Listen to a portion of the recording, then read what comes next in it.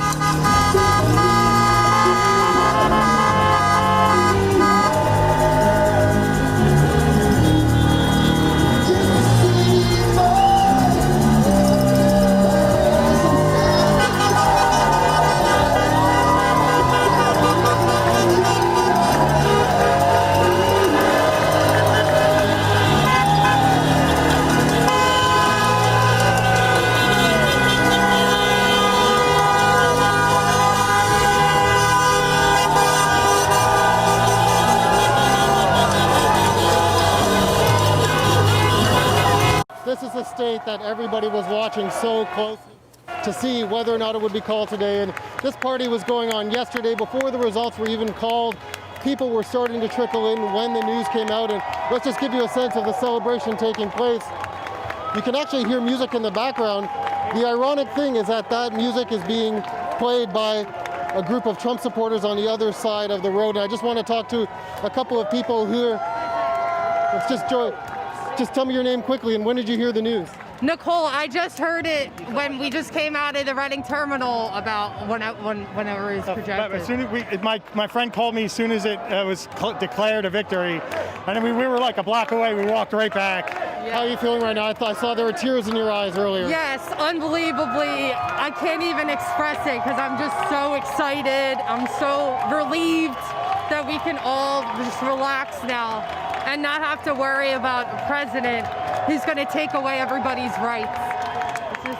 I agree. I feel great. It's almost as good as Eagles beating the Patriots in the Super Bowl, but it's close. But I feel great because, you know, it's proven that the American people have shown that democracy wins. Now, would I have liked them to win by more? Obviously, it would have been better. But hey, I'll take a W any day I can, and I'm really happy that the right man won, and he's going to care about the American citizens, all American citizens, and not just the ones who voted for him. What was the wait like? Just how stressful was it, and how did this release feel now? Well, when the first day, on election day, it was very stressful with Trump, and then they started counting in the mail-in ballots, and I was silently celebrating in my office because the rest of my coworkers, you know, they didn't want to hear it, but I was celebrating in my office. I was so excited. I knew it was going to happen. Well, thank you very much. So that gives you a sense of what some of the people here are saying. That Philadelphia Eagles reference is a good one to show you how much it means for people here in Philadelphia, especially watching the results, and just to give you a sense of how tense it was, but also just how difficult this was. We actually interviewed an election commissioner in Philadelphia just about an hour and a half ago, and even he didn't have a sense of when it would be called because they were dealing with so many provisional ballots, which are these very most difficult ones, which take a lot of time to adjudicate. And we're just going to move through the crowd here and see if there's some other folks we can talk to. Ma'am? Oh, sure. How you doing? We're with Canadian TV. Yes, hi, how are you? How you feeling right now? I am so happy. I feel like we've got rid of the trash, okay? And January 20th is going to be trash day at the White House because we're going to get rid of that orange piece of trash, Donald Trump. Woo! And I'm happy. So you are happy. Yes, I mean, I am. tell me about Philadelphia specifically, you know, the African American community. It sounds like you guys really came out for Joe Biden this time around. Yes, we did. Yes, we did, because we need equality. We need equality in our school district. We need equality in our city, how we're treated by the police. Because actually, we have a daycare on 60th and Spruce right around the corner from where the young man got shot by the police. And it's just always so much going on in the neighborhood. And instead of being killed by the cops, they need to, you know, support the community and help us feel safe and protected with them. Do you think that President Biden will be able to help that? Hopefully so. Hopefully so. But then I feel like they need to do something with the Fraternal Order of Police. Because, so for example, when I did my ballot, there were several referendums about police reform on the ballot. And so if we can, you know, make these local changes to how we govern and how we manage the police department and manage our communities too, you know, I think that would be a great benefit. But it's not just Joe Biden, it's everybody. It's the local government, it's the state government. We need to do something about coronavirus, because my mom died from the coronavirus in April, you know, and I couldn't see my mother.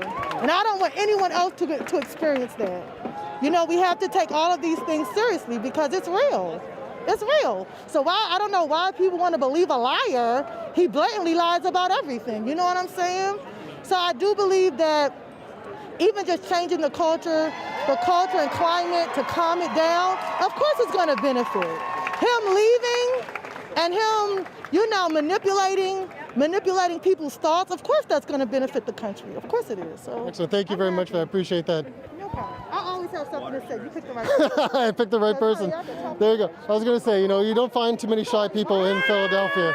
You find a lot of happy people in Philadelphia right now. And We're just going to walk a little bit over this way to get into the crowd a bit more to show you. You heard the singing just now behind the woman as she was speaking, and that's because, sorry, sir. Just going to squeeze by you guys over here. Just on the other side of this barricade here is a street, which I think they're going to close off now. They've just closed off. And that's where the Trump supporters were setting up. And they've actually turned the music off. I guess they don't feel like celebrating right now. But we have some other folks over here. Maybe Sean will just swing around to the side to your right here. We can chat with these lovely folks here. We're live across Canada right now. How you guys feeling? Oh, we love Canada, and we're very proud of our city, Philadelphia. It took them over the top! I'm speechless. I can't stop crying and laughing, and I just feel like a weight is off my shoulders, and we are so amped, and our city rocks. Long 4 years, but we're so happy. You know, I hate to be the guy to rain on the parade, but, you know, the fact that it's taken this long, it was so close in Pennsylvania. The president did get a lot of support. The folks who are on the other side of that fence aren't going to go away on January 20th. It's called democracy, though, and you have to, believe me, we weren't so happy 4 years ago, but you just have to accept it, and you have to get together and do what we all did, which was come together, and it really was wonderful. Right. I mean, that's the point. I'm sure I'm friends with some of those folks. I don't know. You know, that's not the point, and we don't think of it as being. Rolls. Every time someone's going to lose, someone's going to win. Are we going to like split our whole country up because of that, though? No. No. And it's really important. At the same time, I guess, you know, the president will perhaps continue to go through the courts, continue to fight this. This result may not mean the end of it. I mean, what does that mean for the country moving forward? Well, I think our mayor of Philadelphia put it best when he said it's time for Donald Trump to put on his big boy pants and accept that this is what the country wants. He needs to go away. And he needs to just go I wonder if people will just get worn out by all of it, you know? And there may be, of course, people that are, just like there's extreme left, extreme right, that will stick by it through the litigation and keep the dream alive. But I think most people just want to get their lives back together. I mean, this corona thing alone is just, you know, killing, literally, crushing the culture. And I think people are tired. And it's just like, can we just all just stop for a while? And I believe that most people are just going to be glad this is all done, and we'll just go from where we are now, and they're all going to be mature. And, you know, we can't always look at the extreme left and right, and I think sometimes that's all that gets portrayed. And that is also what's used to create this young lady here has something to say, I think, as well. Trump doesn't get the say. Yeah. January 21st, the president that has been certified, the man who's been certified as president, giving a concession speech is just something they do because it's a gentlemanly thing to do. It's not required. Neither is an acceptance speech. The only thing is required, it's certified, and January 21st, that man becomes president. And right now, I don't see any path away from that. So he can throw a temper tantrum and, you know, hide under the bed. It doesn't matter. By law, January 21st, who's ever certified is president, period. So I didn't get a chance to ask you, just how are you feeling in this moment right now? Exalted. Honestly, it's been 4 years, exaltedly happy. I'm just tired of the drama. You know, it's like dealing with a 3-year-old on steroids. Grow up. You know, these are grown-up everybody who doesn't agree with you isn't stupid. You know, we just They're waving to